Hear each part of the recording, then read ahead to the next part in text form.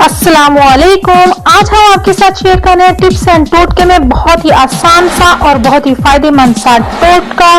चलें जी, टोटके की तरफ जाने से पहले हमारे चैनल को कर दें जल्दी से सब्सक्राइब और साथ ही साथ बेल आइकॉन को कर दें प्रेस ताकि आपको नोटिफिकेशन मिल सके। आज मैं आपके साथ शेयर कर रही हूँ बहुत ही ज्यादा फायदेमंद सा टोटका।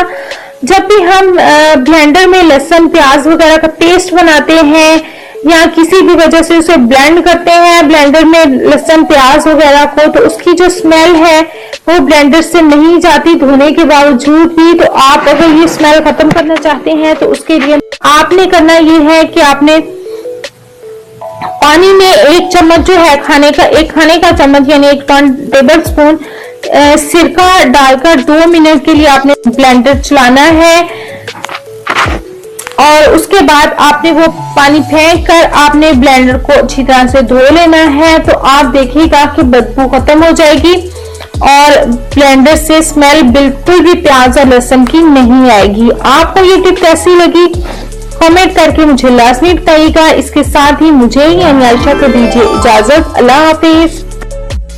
वीडियोस को लाइक और शेयर करें और कमेंट करके बताएं कि आप मज़ीद कौन सी वीडियोस देखना चाहते हैं।